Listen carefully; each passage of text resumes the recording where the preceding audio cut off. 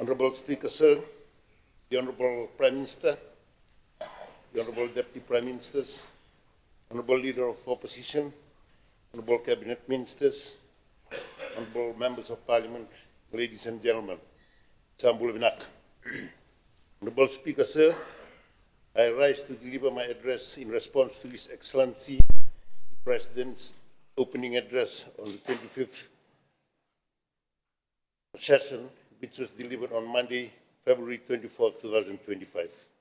Firstly, I wish to congratulate His Excellency Ratu Nengah Malambalau on his recent appointment as President of the Republic of Fiji Islands.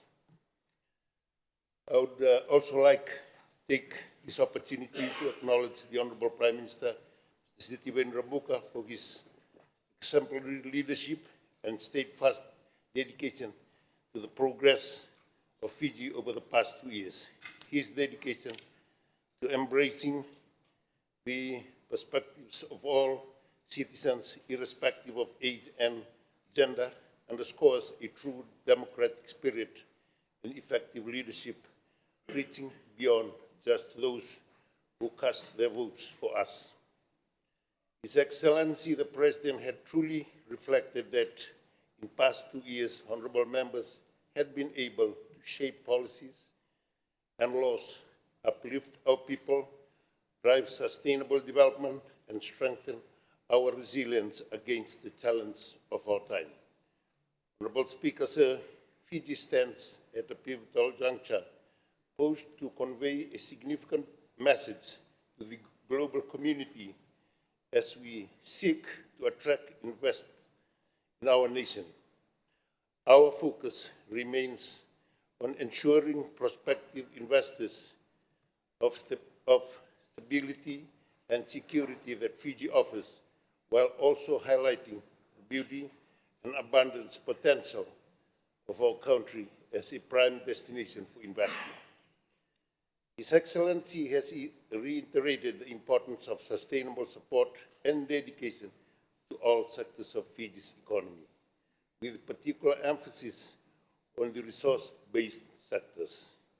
I wish to commend His Excellency for articulating a forward-thinking vision that prioritizes sustainability, inclusivity, and resilience. As leaders entrusted with the stewardship of our nation during these modern and challenging times, we are committed to building Fiji where every citizen is afforded the opportunity to succeed. We commit to safeguard our environment for the benefits of future generations and to work collaboratively with our regional partners to promote peace and stability, navigating the path towards a prosperous and harmonious future for all Fijians. Honorable Speaker, sir, please allow me to highlight some major accomplishments of the Ministry in the past 2 years. This achievement sets a solid foundation as we look forward to the Honorable Minister's presentation, which will outline the key macro outcome and existing initiatives and programs we have for our farmers and agriculture stakeholders for this year. I wish to commend His Excellency for emphasizing in this August House the importance of the non-sugar agriculture sector for the Fijian economy since our independence. It is undeniable that the agriculture sector plays a vital role not only in ensuring our nation's health and food security, but also in driving economic prosperity and sustainability, managing our resources for future generations. In the past 2 years, the Ministry has made remarkable strides in enhancing productivity, resilience to pests and diseases, nutritional values, and sustainable farming practices, while adapting to climate change and fostering technological transfers. Key milestone achievement includes the release of new Kumala variety, Vanuatu, which not only boosts yield, but also high in iron content, aiming to address the nutritional needs for our population. The establishment of a state-of-the-art commercial tissue culture lab for the mass propagation of banana planting material for banana cultivation. The renovation and refurbishment of the Fiji Agricultural Chemistry Laboratory, enhancing our analytical and our diagnostic services for stakeholders. The introduction of innovative crop genetic material for pineapple, cassava, yams, vegetable, and pulses, paving the way for agricultural diversity. A significant step forward in livestock genetic improvement with the establishment of a nucleus herd for 4 breeds, the government station, and the development of a breeding center. Over 50 breeding bulls have been supplied to farmers, promoting beef improvement alongside embarked initiative for semen and embryo production for widespread genetic enhancement. For the next 2 years, a total of 80 farms will benefit from the artificial insemination program, ensuring improvement of productivity and production of milk and meat for private farms. The newly established PCR lab will transform livestock disease diagnosis, providing timely reports for farmers and effective addressing disease challenges on private farms. Honorable Speaker, sir, modernizing agriculture through mechanization boosts diversification by enhancing efficiency, increasing cropping intensity, enabling timely land preparation. This flexibility is essential for adapting to climate change and market needs, ultimately resulting in more sustainable agri-food system. Over the last 2 years, the Ministry had been working on improving and reinforcing the distribution of modern mechanization resources to strategic areas based on land availability, market demand, and most importantly, farmers' interest. In total, 81 agricultural machines have been distributed over the past 2 years, comprising of 55 tractors, 15 rice harvesters, and 11 diggers. In alignment with the Northern Development Plan, 36 of these machines were allocated to the Northern Division, 32 to the Western Division, 30 to the Central Division, and 2 to the Eastern Division. Honorable Speaker, sir, to ensure that no one is left behind, provide farmers with the opportunity to expand their operations, and in light of the challenges they face in accessing prime farmland, the Ministry has for the first time deployed machines to the Eastern Division, especially Lau and Omaiti. This initiative focuses on new farm access and effective drainage solutions. For far too long, these farmers have been deprived from the opportunities to explore potential crops that could enhance their income. In addition, to address the surplus of food production in the maritime region, the Ministry hosted a series of post-harvesting loss training sessions aimed at value-adding, food packaging, labeling, and ensuring food safety for crops that are predominantly grown in the maritime island. In our unwavering commitment to the well-being of the farmers, the preservation of agricultural land, effective water management, and environment stewardship in Fiji, the Ministry has successfully re-established the Drainage Board, which was dismantled 8 years ago by the prior administration. Recognizing the legal endorsement of the Drainage Act of 2023 and the Foundational Drainage Act of 1961, we are empowered to entrust this statutory body with essential responsibility for maintaining and overseeing existing drainage schemes and outfall structures. Honorable Speaker, sir, to ensure markets are accessible for our agricultural produce, especially for kava, a commodity that significantly contributes to our GDP and is recognized as a billion-dollar industry, the Ministry, in collaboration with the Ministry of Trade, undertook a market scoping exercise in the US after a decade-long interruption. This reflects the government's commitment to addressing the market needs for kava in Fiji. The Ministry will undertake a robust market scoping program this year for all other key crops and livestock commodities to ensure that farmers, exporters, and policymakers have a comprehensive understanding of the target market's landscape, including customer needs, competitors' dynamics, and potential barriers. We cannot achieve a complete transformation of the agriculture sector in Fiji without reforming the outdated agricultural legislation. With cabinet endorsement, the ministry is partnering with UNFAO, and the SG's office is actively reviewing existing agricultural laws that were previously neglected in the past years. It is time for decisive action to modernize and strengthen our agriculture framework. Honorable Speaker, sir, I am pleased to share that for the first time, the ministry has developed 3 vocational courses centered on livestock-based agriculture in collaboration with relevant industries. These courses have received accreditation from the Higher Education Commission and are being offered by institutions like the Nabuso Technical Institute. Designed to boost farmers' productivity, these skill-based courses aim to engage our youth and women in the agriculture sector. In a significant step towards data-driven policy making, the ministry has successfully conducted its first ever specific commodity census, focusing on 2 key commodities, rice and Angola.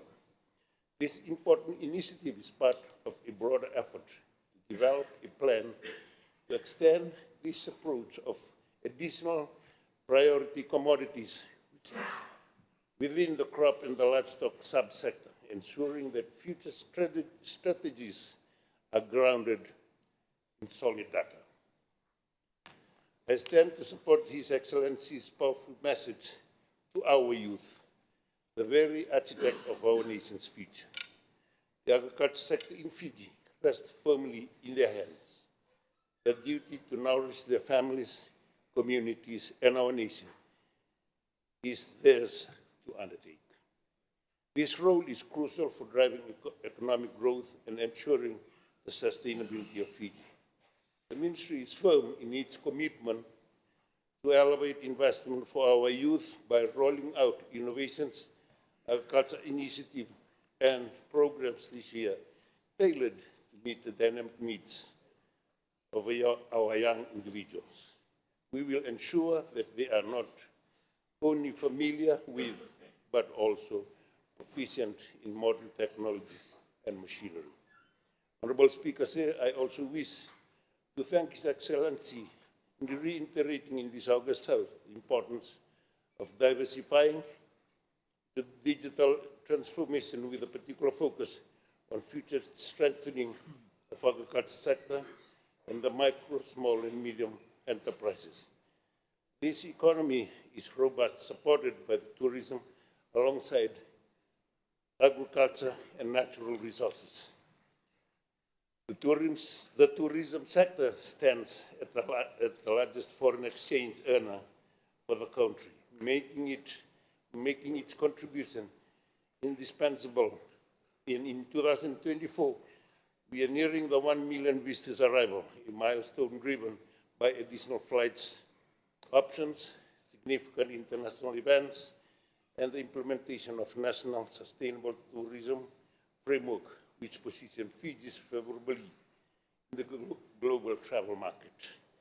Investment Fiji anticipated an addition of over 3,000 hotel rooms in response to the surging demand. Honorable Speaker, it is imperative that we produce significant food for our rapid growing population, which now includes an increasing number of tourists. This necessitates strategic investment in infrastructure and facilities to strengthen agricultural production and agritourism initiatives, while also safeguarding our land, water, and marine ecosystem. The Ministry of Agriculture and Waterways is actively collaborating with the Ministry of Tourism and Civil Aviation on the Farm to Fork initiative.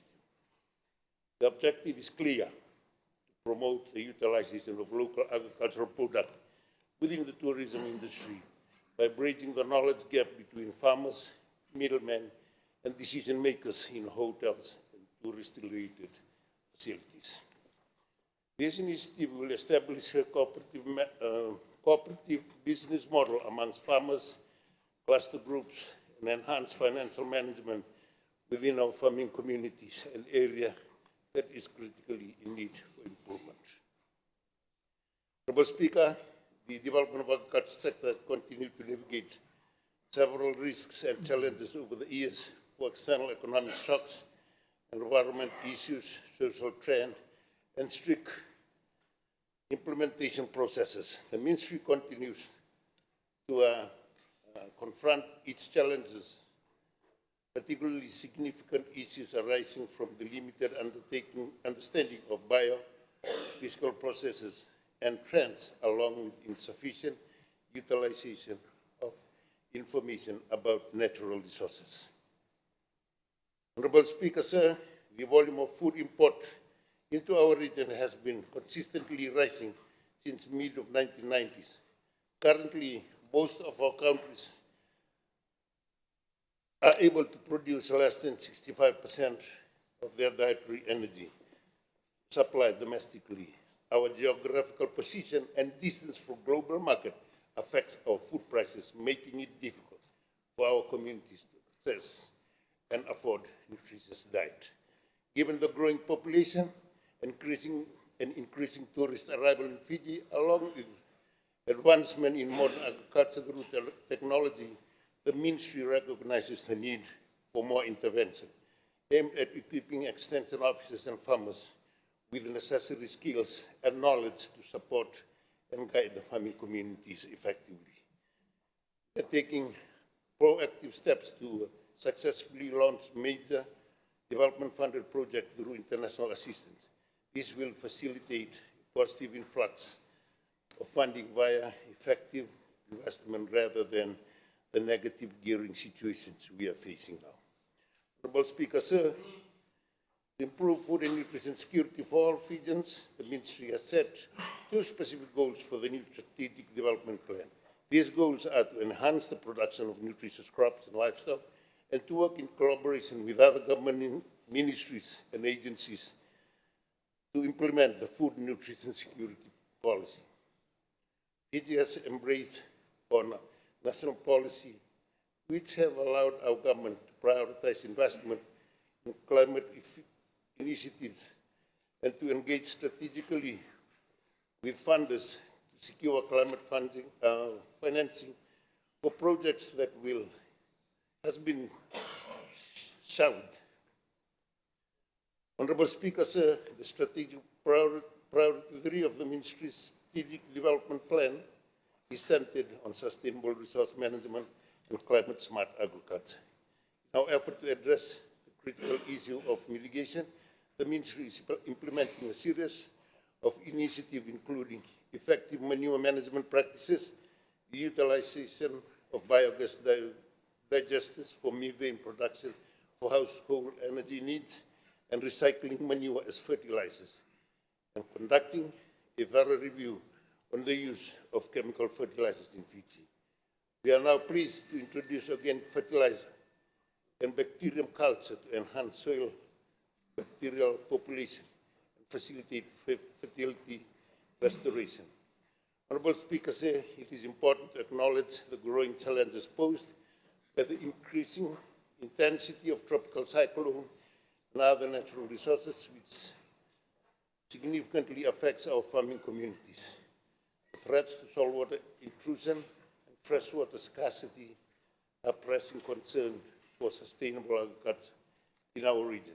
And to address these challenges, the Ministry is committed to the construction of retention dams and seawalls employing nature-based solutions to combat flooding, coastal erosion, and to combat flooding and coastal erosion.